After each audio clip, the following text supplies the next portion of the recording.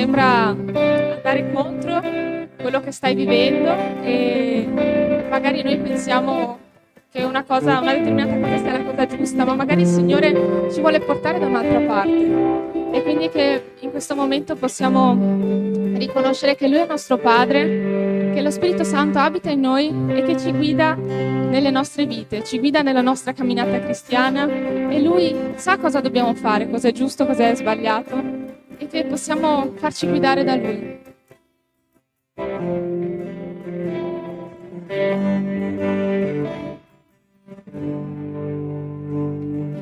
Tu sei un buon padre per me, mi hai adottato e mi hai dato il tuo nome.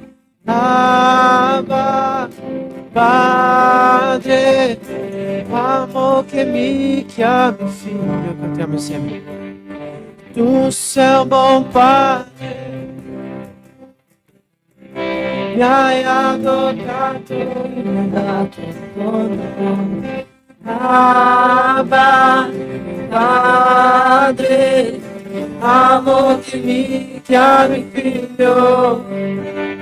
Lo Spirito Santo canta dentro i miei polmoni. Abba, Padre, ed il mio spirito grida. Grazie per l'adozione, Abba Padre, Spirito Santo, canta dentro i miei polmoni, Abba Padre, ed il mio spirito grida, grazie per l'adozione, Abba Padre.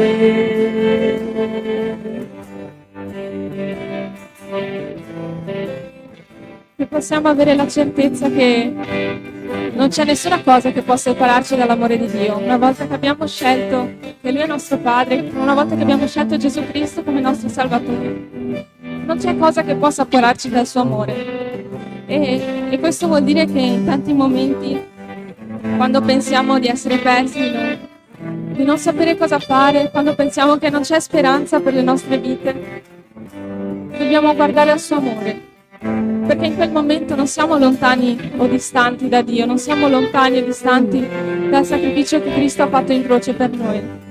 Il suo amore continua ad essere presente, il suo amore continua ad esserci e deve rimanere come una convinzione dentro di noi, deve essere chiaro nelle nostre vite che il Signore ci ama, perché il Signore ti ama. Non è vero che ti ha abbandonato, non è vero che sei da solo, non è vero che tutto è contro di te in questo momento, perché Cristo, Dio fa le cose per il nostro bene, per coloro che amano Cristo il Signore opera verso il nostro bene, verso quello che può farci crescere e maturare, e che possiamo cantare queste certezze.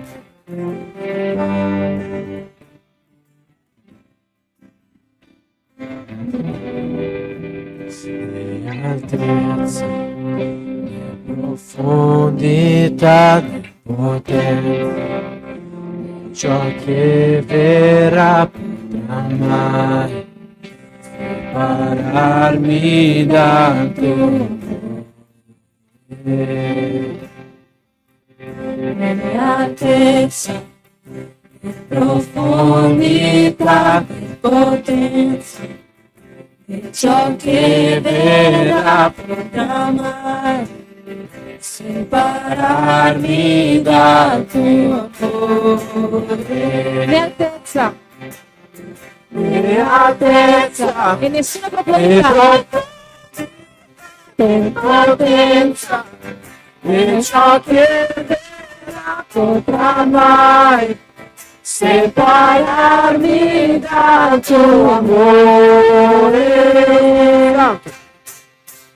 Lo Spirito Santo canta dentro i miei polmoni, Abba Padre, ed il mio spirito grida, grazie per l'adozione, Abba Padre. Spirito Santo canta dentro i miei polmoni. Abba Padre, ed il mio spirito grida, grazie per l'adozione. Abba Padre.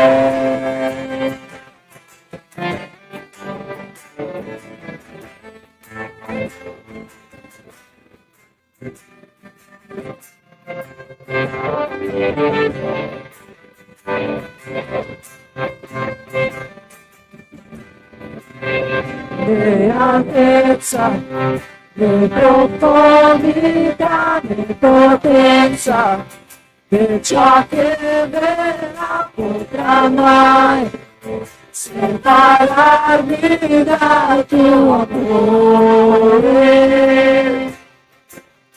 Di altezza, di profondità, di potenza, e ciò che verrà potrà mai separarmi dal tuo amore. Le altezza, le profondità, le potenza, e ciò che verrà potrà mai separarmi dal tuo amore. Lo Spirito Santo canta dentro i miei polmoni. Abba, ed il mio spirito grida, grazie per l'adozione. Abba, lo Spirito Santo canta dentro i miei polmoni. Abba, ed il mio spirito grida, grazie per l'adozione. Abba,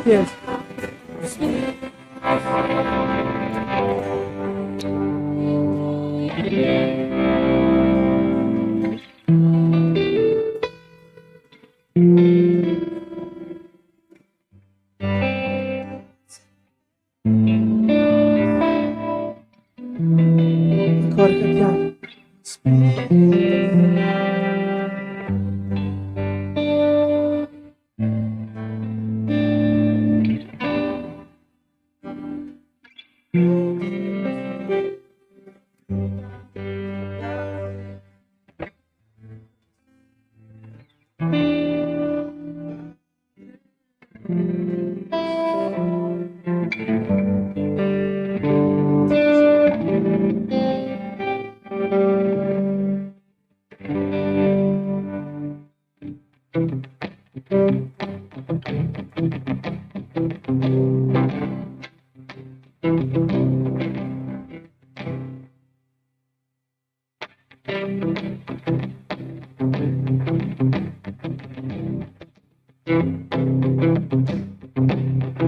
La croce io guardo, il verso essa il tuo dolor partecipa, le tue opere cantare, il Salvatore, vario mostro, amor del Padre, giusto Dio.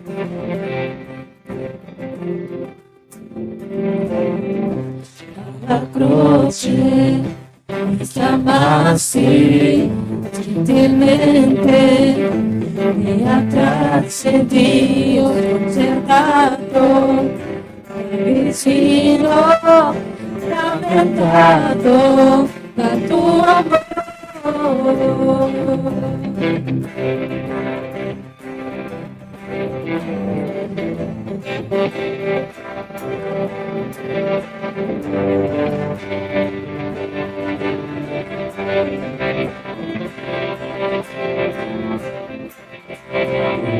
La vita,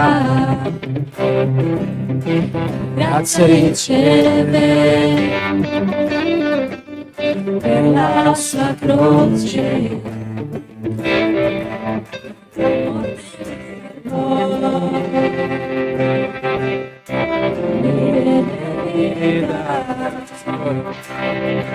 Io ero condannato, cantiamo con gioia, ma adesso croce, cosa è successo?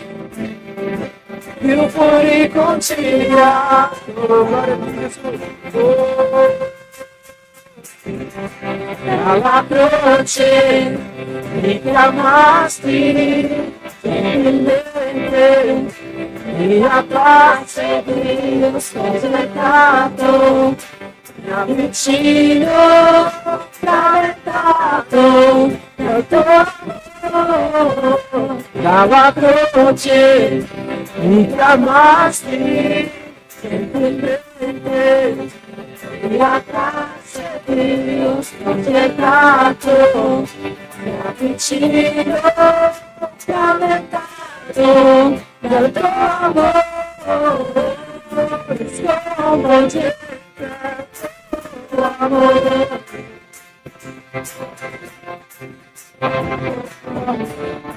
Redento poi mi mostro quanto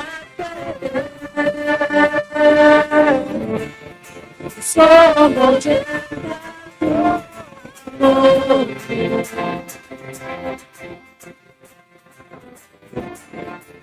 Redento poi mi mostro quanto la croce chiamasti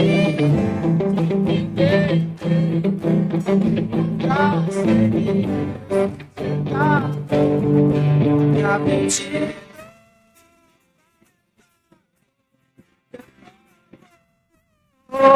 alla croce, mi chiamasti gentilmente, la pace Dio sconcertato, mi avvicino spaventato dal tuo amore.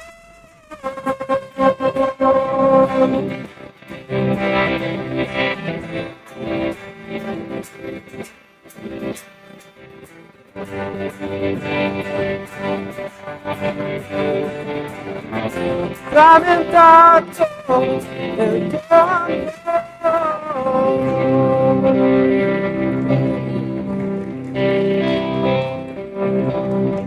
Signore, ti ringraziamo per il tuo amore che ci hai dimostrato in croce, Padre. Ti ringrazio per tutto quello che ci dai ogni giorno, Signore, nonostante continuiamo a non meritarlo, Padre. Il tuo amore ci dà una gioia immensa, una libertà infinita dentro di noi, Signore, di poter vivere questa vita senza tutti i problemi che ci facciamo, Signore. E io ti ringrazio per questo, ti ringrazio perché in ogni parte del tuo piano tu hai pensato a noi, in ogni momento, in ogni cosa che fai, si vede l'amore che hai per noi, l'amore che hai per questo mondo, Signore. E io ti ringrazio per questo, Signore, che possiamo continuare davvero con questa convinzione dentro di noi, con questa certezza dentro di noi, Signore, che tu ci ami e che tutto quello che fai è per il nostro bene, Padre. Che davvero ognuno di noi possa questa sera portare al tuo altare qualcosa, Signore, che ognuno di noi questa sera possa avere una conversazione profonda con te, Padre,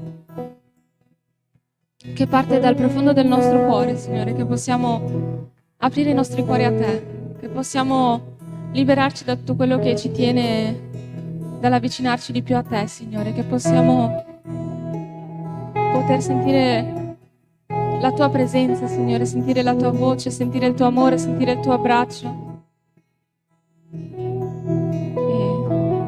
E che tu possa benedirci con la tua presenza, Signore, che tu possa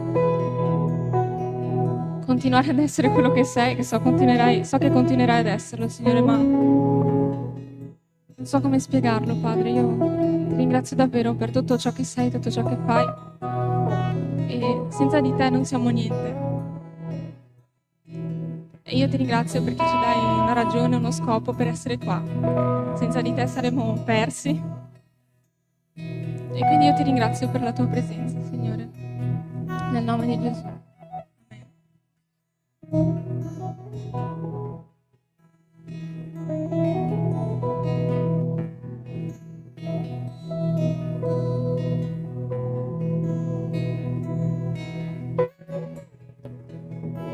Non c'è nulla che sia pari a te, non c'è nulla che dia la speranza viva,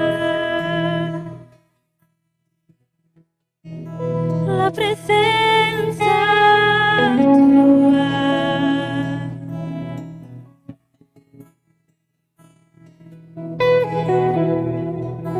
E solo con te sento l'amore che porta alla libertà, la vergogna disfa,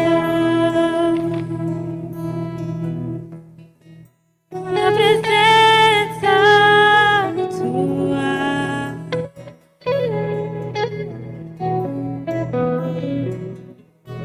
Santo Spirito, vieni su noi, riempi questa chiesa, i nostri cuori, della tua gloria inondaci, Signore, con la tua presenza riempici di te.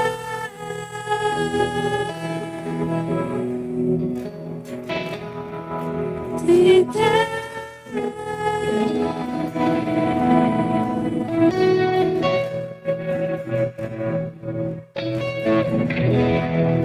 Non c'è nulla che sia pari a te, non c'è nulla che dia la speranza viva,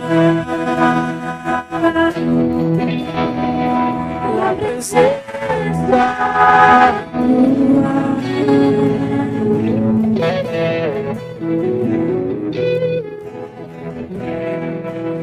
E solo con te sento l'amore che porta la libertà e la vergogna disfa. La presenza tua.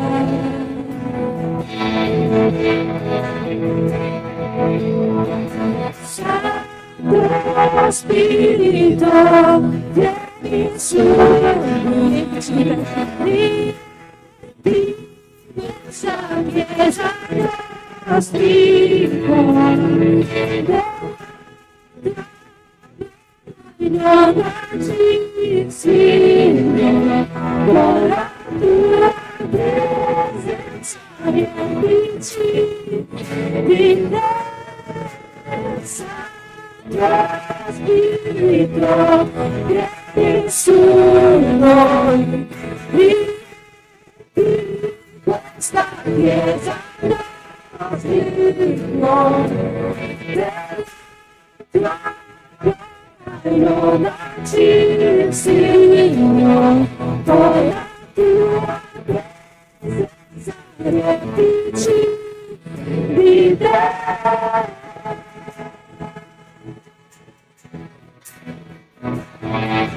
Di te.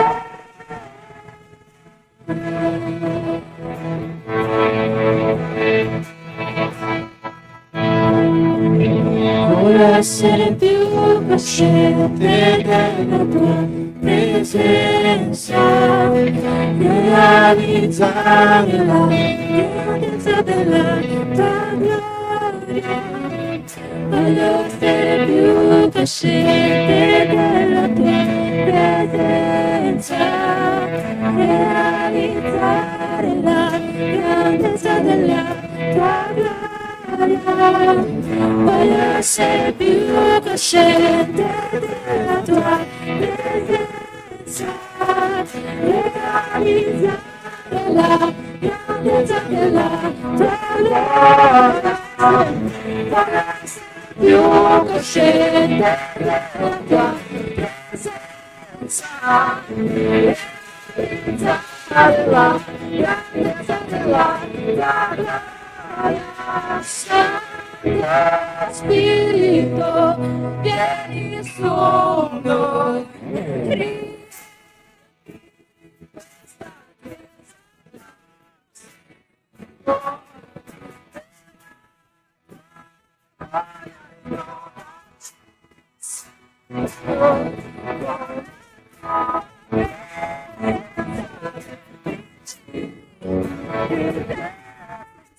Santo Spirito, vieni su noi, riempi questa chiesa nostri cuori, della tua gloria inondaci, Signore, con la tua presenza riempici di te.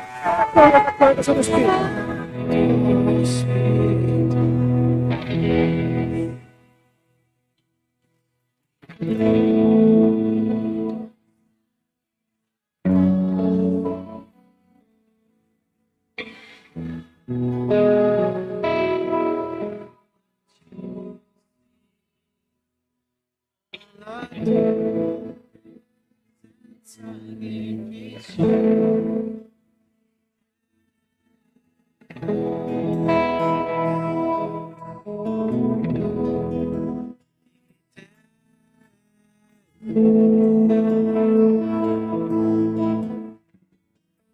Di te,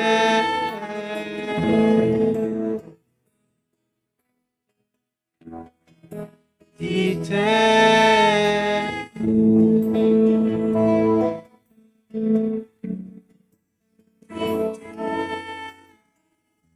oh Gesù, grazie Signore. Grazie a Dio per questo prezioso momento che abbiamo vissuto, Padre.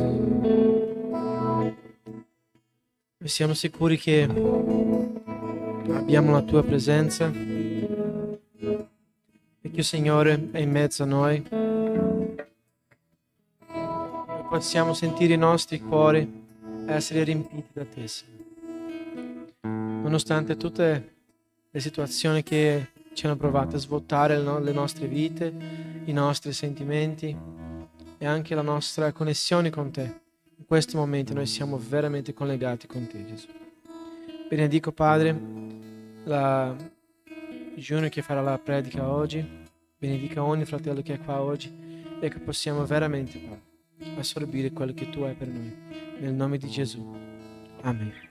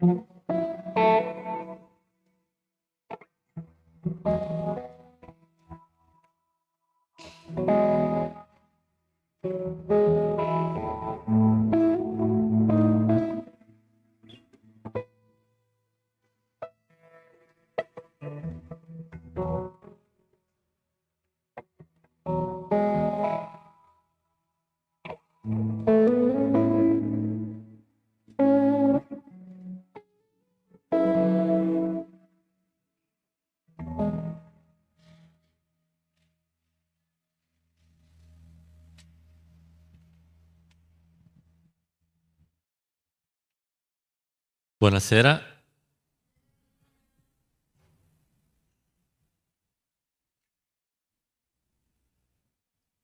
Proviamo fede.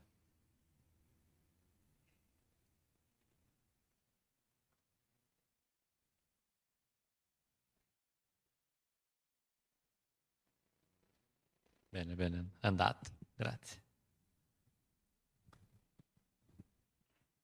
Buonasera ancora. Stasera vedremo la lettera di Giacomo, i primi versetti, il primo paragrafo della lettera di Giacomo, che parla di avere gioia nei momenti di prove. Leggiamo il testo. Giacomo 1, di 1 a 8. Giacomo, servo di Dio e del Signore Gesù Cristo, alle 12 tribù che sono disperse nel mondo, salute.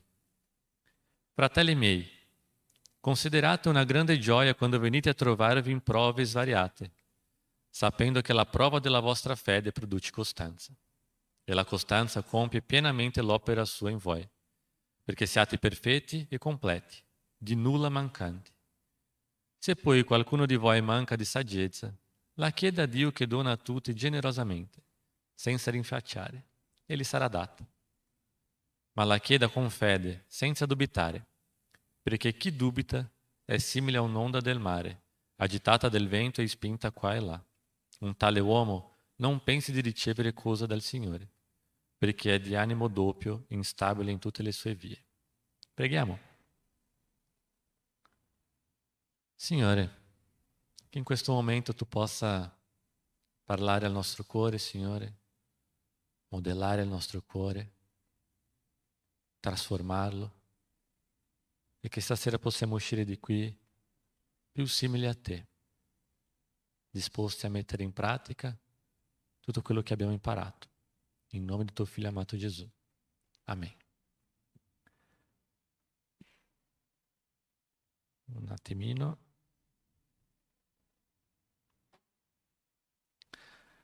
Bene, come di solito, prima di iniziare, vediamo qualche informazione sulla lettera di Giacomo.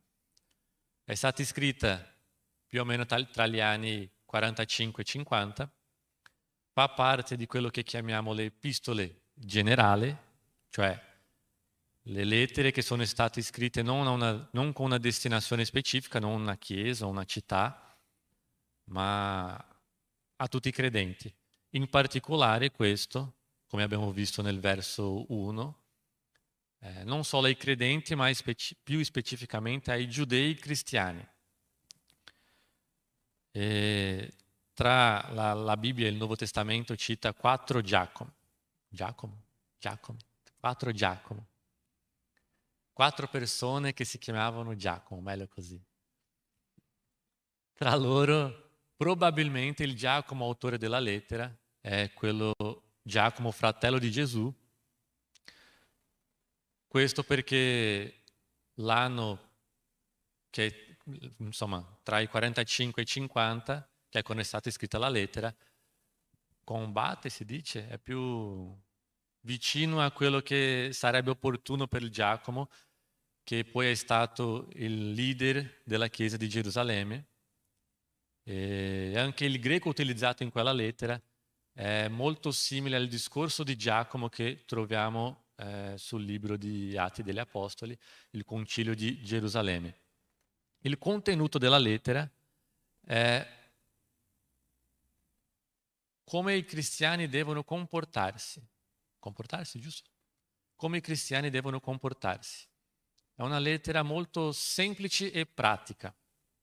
Diverso dalle lettere di Paolo, ad esempio. Paolo aveva l'intenzione di portare degli argomenti più profondi, di stabilire le dottrine, argomenti a volte difficili, anche Pietro ha detto questo, gli argomenti di Paolo a volte sono difficili da capire.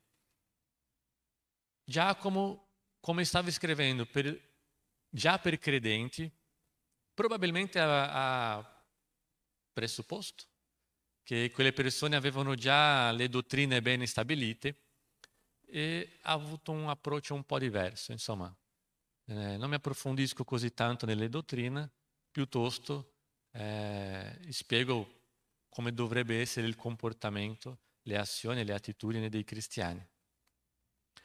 Una curiosità, se possiamo dire così. Conoscete tutti conoscete Lutero, giusto? Sì? Sapete chi è, cosa ha fatto? Lutero, quando ha iniziato la prima traduzione della Bibbia in tedesco, che era la sua lingua, come c'era in quel momento lì proprio la discussione sulla salvezza tra le opere e la fede, arrivando al libro di Giacomo, che parla praticamente delle opere, Lutero in quel momento lì ha pensato che magari non era così importante la lettera di Giacomo e ha deciso di metterla alla fine della Bibbia. Poi ha capito veramente quello che intendeva Giacomo con l'argomento delle opere, che se le opere non sono le responsabili per la nostra salvezza, però sono l'attestazione, si può dire così, della nostra salvezza. Le opere testificano la nostra fede, è questo. Quindi una fede senza opere non esiste, non è una vera fede. È un po' questo che tratta l'argomento di Giacomo. E quando Lutero ha capito questo, ha preso il libro di Giacomo e è tornato indietro, ha messo giusto come era, insieme alle epistole generali. Andando sul testo, i primi due versetti dicono così: Giacomo, servo di Dio e del Signore Gesù Cristo, alle 12 tribù che sono disperse nel mondo, salute.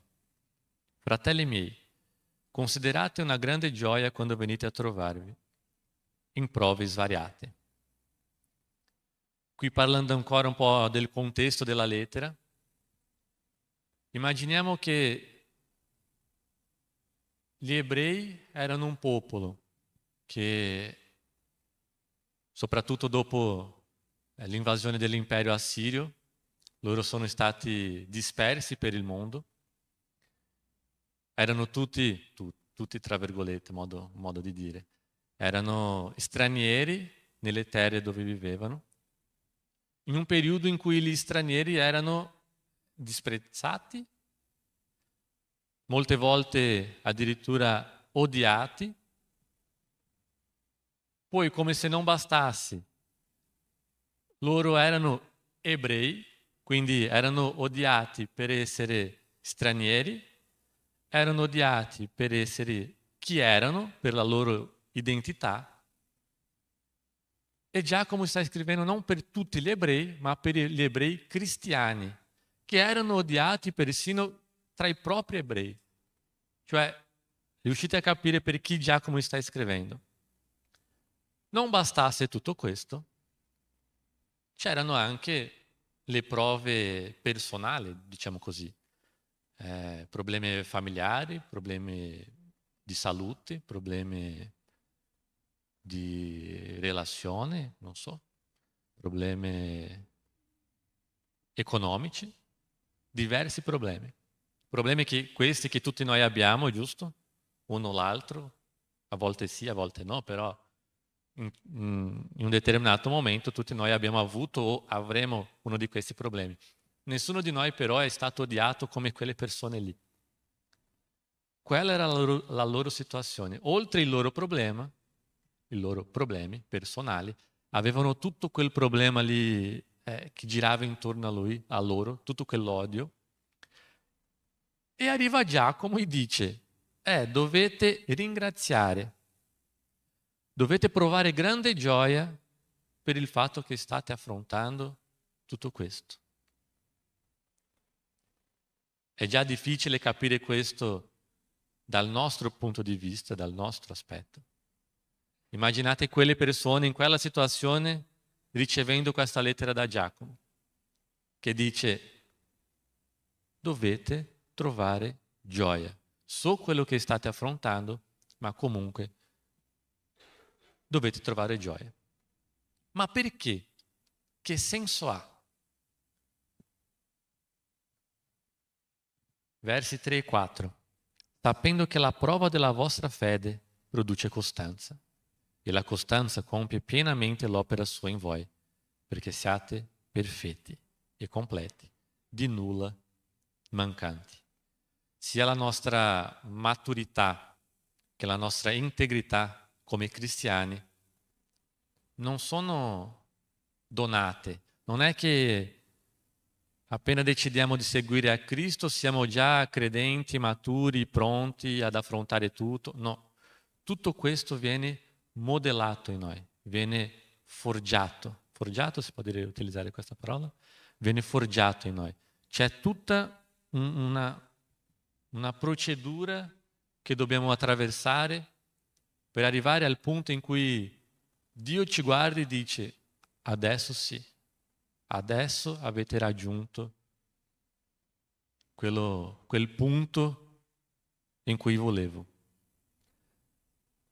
Nel verso 4, quando dice che la perseveranza deve avere un'azione completa, l'idea lì è di perfezionarci in Cristo Gesù. È questo lo scopo delle prove. Romani, non so se l'ho messo, Romani 5, versi 3 e 4. Ci gloriamo anche nelle afflizioni, sapendo che l'afflizione produce pazienza, la pazienza esperienza e l'esperienza speranza. Quando ci troviamo in una situazione brutta, difficile, che sembra non avere una via di uscita, abbiamo sempre due opzioni. La prima è quella di, come si dice, arrenderci. È quella di rinunciare. Troppo difficile per me, basta, non voglio più lottare. Questa è la più facile, di solito. La seconda opzione che abbiamo è quella di provare a capire cosa Dio vuole fare in noi con quelle difficoltà, con quelle prove. Qual è lo scopo di Dio in tutto quello? Questa sì che a volte è un po' difficile. Quando affrontiamo problemi che non riusciamo a capire, di solito la prima cosa che facciamo è lamentarsi. Ci lamentiamo con Dio, urliamo con Dio, a volte non veramente con le nostre voci, ma con il nostro cuore. Perché, Signore? Perché sta succedendo tutto questo? La verità è che anche se non lo diciamo con le nostre voci, a volte nel nostro cuore quando preghiamo diciamo: Signore, che sia fatta la nostra volontà, la mia volontà e non la tua. Anche se la nostra bocca dice no, che sia fatta la tua volontà, il nostro cuore dice il contrario. Ricordate un po' la storia di Giobbe. Facciamo un piccolo riassunto della storia di Giobbe. Nel capitolo 1 Dio era lì, arriva Satana. Vediamo come inizia. C'era nel paese di Uz un uomo che si chiamava Giobbe. Quest'uomo era integro e retto, temeva Dio e fuggiva il male. Gli erano nati 7 figli e 3 figlie. Possedeva 7.000 pecore, 3.000 cameli, 500 paia di buoi, 500 asini e una servitù molto numerosa. Quest'uomo era il più grande di tutti gli orientali.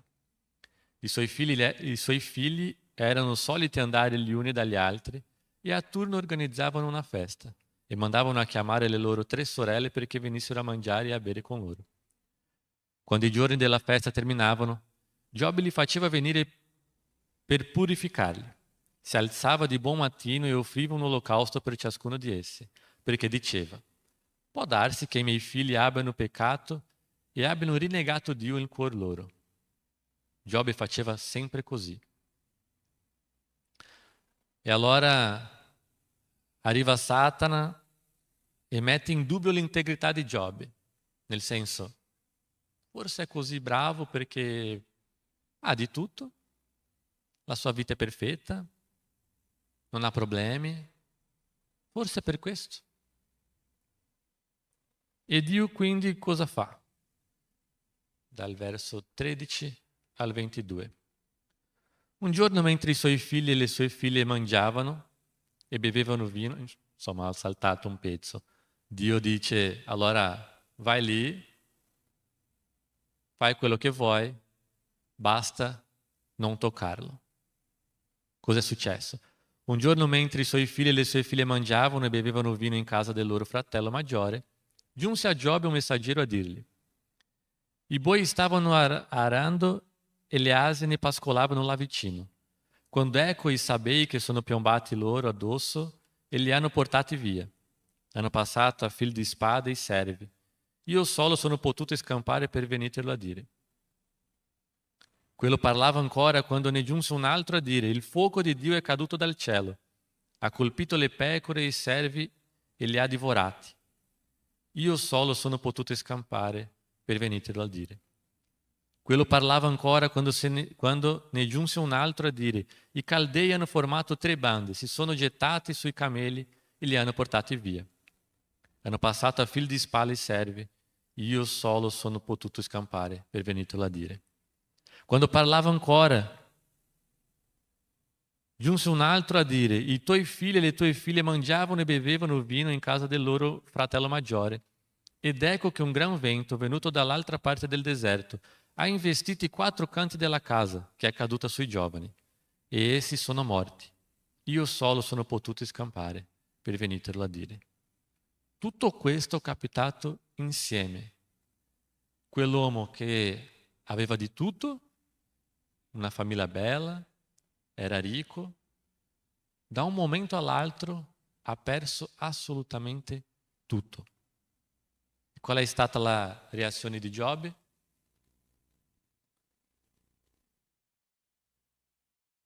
È ancora qui. Allora Giobbe si alzò, si stracciò il mantello, si rase il capo, si prostrò a terra e adorò dicendo: nudo sono uscito del grembo di mia madre e nudo tornerò in grembo alla terra. Il Signore ha dato, il Signore ha tolto, sia benedetto il nome del Signore. In tutto questo Giobbe non peccò e non attribuì a Dio nessuna colpa. Dopo tutto questo cosa succede? Arriva ancora Satana. Cosa dice Dio? Di nuovo: hai notato il mio servo Giobbe? Non c'è un altro sulla terra che come lui sia integro, retto, tema Dio e fughi il male. Egli si mantiene saldo nella sua integrità, benché tu mi abbia incitato contro di lui per rovinarlo senza motivo. Qui c'è un piccolo dettaglio.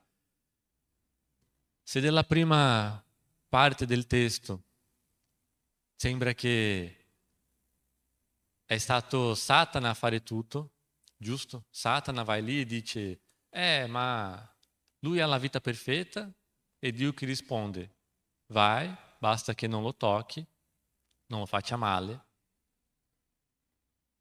Ci sembra che Dio abbia dato una permissione in qualche senso affinché Satana potesse agire. Ma qui Dio dice che è stato Satana a incitare Dio contro Giobbe. Nel senso, Dio ha un piano e nulla può fuggire di quel piano di Dio. E se necessario, Dio utilizza persino Satana per far compiere il suo piano. E questo anche Giobbe riesce a capire alla fine. Lo vedremo fra poco. Il testo continua. Satana rispose al Signore: pelle per pelle, pelle per pelle. L'uomo dà tutto quel che possiede per la sua vita, ma estendi un po' la tua mano, toccagli le ossa e la carne e vedrai se non ti rinneghi in faccia. Il Signore disse a Satana: ebbene, egli è in tuo potere, soltanto rispetta la sua vita. Satana si ritirò dalla presenza del Signore e colpì Giobbe di un'ulcera maligna dalla pianta dei piedi alla sommità del capo. Giobbe prese un caccio con cui grattarsi e si sedette in mezzo alle ceneri. La situazione di Giobbe era così brutta, così difficile, che la sua bellissima moglie arriva da lui e dice: ancora stai saldo nella tua integrità? ma lascia stare Dio e muori. Cosa risponde Giobbe? Tu parli da donna insensata. Abbiamo accettato il bene dalla mano di Dio e rifiuteremo di accettare il male. In tutto questo, Giobbe non peccò con le sue labbra. Poi il testo il testo continua con i discorsi degli amici di Giobbe. Poi a un certo punto Dio inizia a parlare con Giobbe. Ma le domande che forse Giobbe si faceva era la stessa che facciamo noi quando affrontiamo le prove. Perché? Perché è successo tutto questo? Perché con me? Ho fatto qualcosa forse? Perché con me? Poi alla fine del libro riusciamo a capire un po' l'argomento centrale. Giobbe sì, era un uomo buono, era un uomo giusto, era un uomo integro, ma probabilmente era un uomo che faceva tutto quello perché aveva imparato in quel modo. Lui faceva praticamente in automatico. E quante volte anche noi non facciamo lo stesso? Io faccio questo perché in chiesa mi dicono che deve essere così. Io non faccio questo perché il mio pastore mi ha detto che non posso farlo. O la Bibbia dice che è così. E siamo obbedienti, si dice così? Siamo obbedienti. Siamo giusti, corretti. Come Giobbe. Ma sappiamo esattamente perché lo facciamo quelle cose? Lo facciamo solo perché è giusto o è sbagliato? O lo facciamo perché capiamo chi è Dio e cosa ha fatto per noi? Giobbe alla fine ha capito questo. Nel capitolo 42, Giobbe risponde. Allora Giobbe rispose al Signore e disse: Io riconosco che tu puoi tutto e che nulla può impedirti di eseguire il tuo piano. Vi ricordate che ho parlato del piano di Dio? Dio ha un piano e utilizza non solo le situazioni più brutte, ma anche Satana pur di far compiere quel piano. Tu avevi chiesto, era una delle domande che aveva fatto Dio a Giobbe nei capitoli precedenti. Tu avevi chiesto, chi è costui che nella sua ignoranza oscuri i miei piani? Sì, ne ho parlato, ma non lo capivo. Sono cose per me troppo meravigliose e io non le conosco. Tu mi avevi chiesto di ascoltarti mentre parlavi e di rispondere alle tue domande. Ma allora ti conoscevo solo per sentito dire. Ora invece ti ho visto con i miei occhi. Perciò mi ravvedo, mi pento sulle polvere e sulle ceneri. Lo scopo di tutto quello era forgiare Giobbe. Lo scopo delle prove nelle nostre vite è forgiare anche noi, come veri cristiani. Giobbe alla fine ha capito e ha risposto che tutto quello che faceva lo faceva perché conosceva Dio di aver sentito dire. Ma dopo aver affrontato tutto quello e aver visto le meraviglie del nostro Dio, e a quel punto lì Dio non aveva ancora restituito niente a lui, ma lui ha capito chi era veramente Dio. I miei occhi ti hanno visto.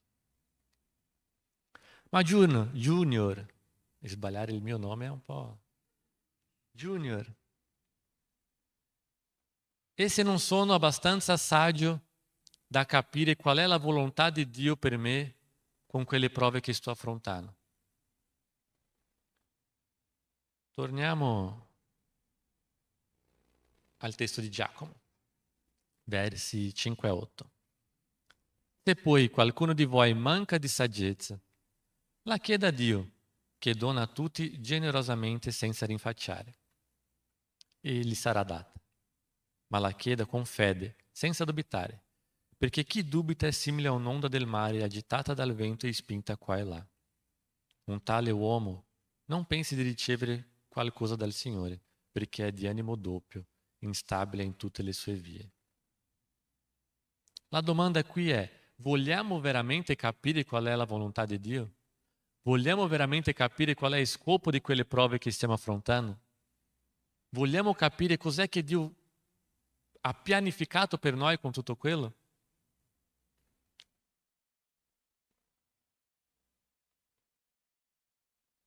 Io direi che molte volte no. Molte volte ci preoccupiamo soltanto con i nostri desideri, con le nostre volontà. E quando preghiamo a Dio chiedendo di avere la saggezza, Giacomo dice che se la chiediamo senza fede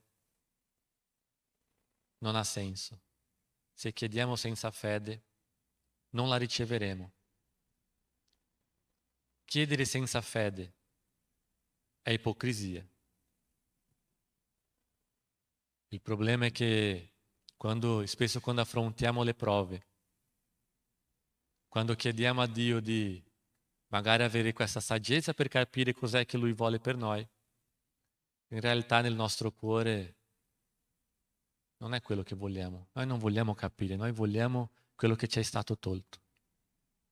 Noi spesso mettiamo altre cose al posto di Dio, mettiamo delle cose, mettiamo sogni, mettiamo desideri, mettiamo altre persone al posto di Dio. E a un certo punto arriva Dio e cosa fa? Ci toglie tutto quello. Per il nostro bene, per forgiarci. E cos'è che facciamo? Ci lamentiamo. Perché Dio? Perché ha fatto questo? Di solito è la prima risposta che diamo.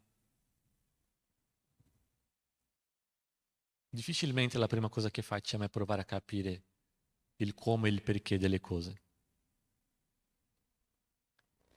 Prima Tessalonicesi 5, dal 16 al 18 dice: siate sempre gioiosi, non cessate mai di pregare, in ogni cosa rendete grazie, perché questa è la volontà di Dio in Cristo Gesù verso di voi. La volontà di Dio è che noi possiamo affrontare le nostre difficoltà cosciente di che Lui vuole sempre il meglio per noi e che abbiamo sempre qualche aspetto nella nostra vita che dobbiamo migliorare per essere più vicino e più simile a Lui. Dobbiamo avere il nostro cuore il nostro cuore e la nostra mente aperti affinché possiamo accettare, affinché possiamo capire e finché un giorno possiamo essere in grado di guardare il nostro Dio e dire: Signore, io ti conoscevo solo per sentito dire, ma ora i miei occhi ti hanno visto. È questo che Dio vuole per noi. Amen? Preghiamo. Grazie Padre, perché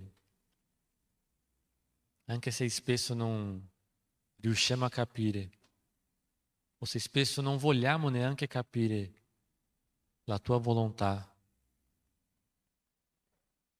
tu ci perdona sempre, tu sei fedele, mantieni le tue promesse. Grazie per quello che sei.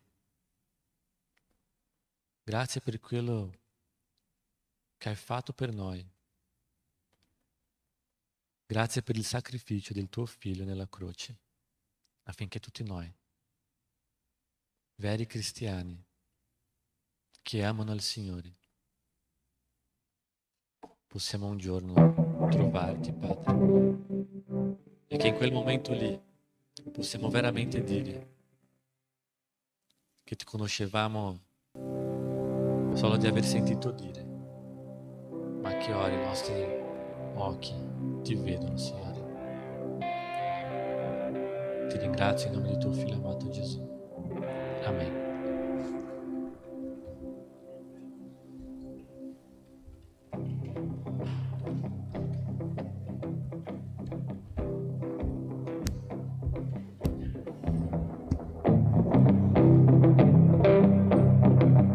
Alziamoti in piedi, nel nome di Gesù, per lodare il nostro Signore. Fate come Nicole.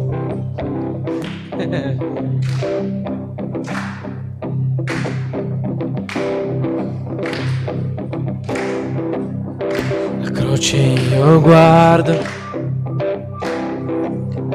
mi verso essa vado, al tuo dolor partecipare, le tue opere cantare. Io salvato al Calvario mostro l'amor del Padre, giusto Dio. Alla croce mi chiamasti gentilmente, mi attrasse Dio sconcertato, mi avvicino frammentato dal tuo amore.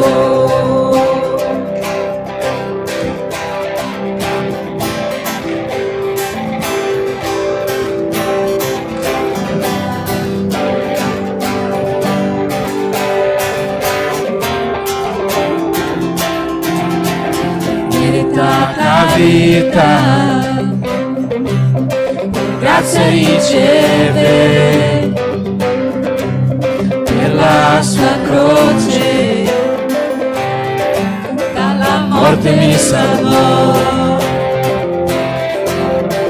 mi diede vita. Io ero condannato, ma adesso per la croce io fui riconciliato. Alla croce mi chiamasti gentilmente, mi attrasse Dio sconcertato, mi avvicino frammentato dal tuo amore. Dalla croce mi chiamasti gentilmente, mi attrasse Dio sconcertato, mi avvicino frammentato dal tuo amore, sconvolgente tuo amore. Redento fui e mi mostrò quanto è fedele, sconvolgente è tuo amore.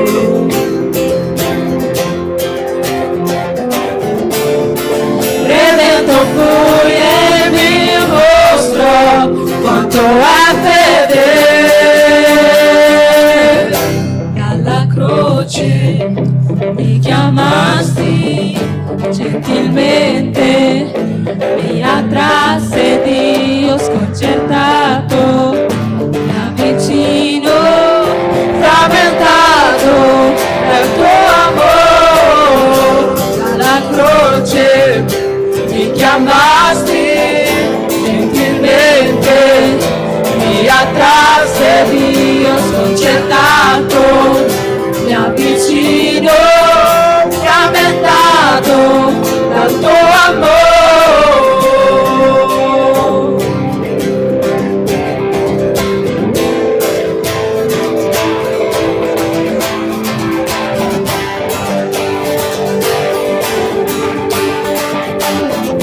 Frammentato dal tuo amore.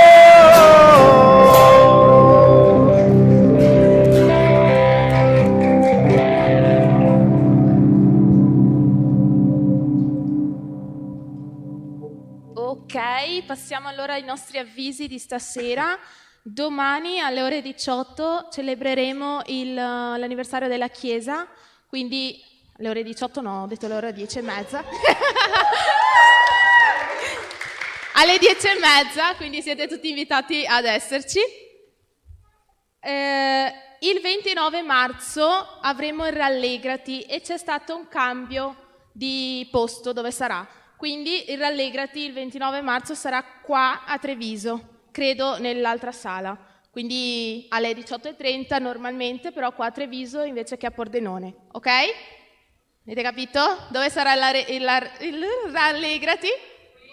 Bravissimi. Per i piccoli gruppi oggi, allora, abbiamo con le giovani la Giada, che è lì dietro, la Monique, allora sarà la Monique, con i giovani maschi Paolo e Nicky, con le adolescenti Larissa, con gli adolescenti c'è Gabriel e con i pre c'è Maggie e Joshua. Ok? È questo. Io sono grato di tutto ciò che possiedo. Il tesoro più grande di questo mondo mi fu dato in eredità eterna. Maggior prova di un amor suo profondo. Una vita, allegria in ogni tempo. Amici, famiglia, tanti fratelli. Oh Gesù, il mio amico veritiero, che di tutto fece te la mia salvezza. Oh, godrò. Loderò il Signore in ogni tempo, sua lode ci sarà durevolmente. Parla e anche del mio cuore. Cristo sarà sempre il nostro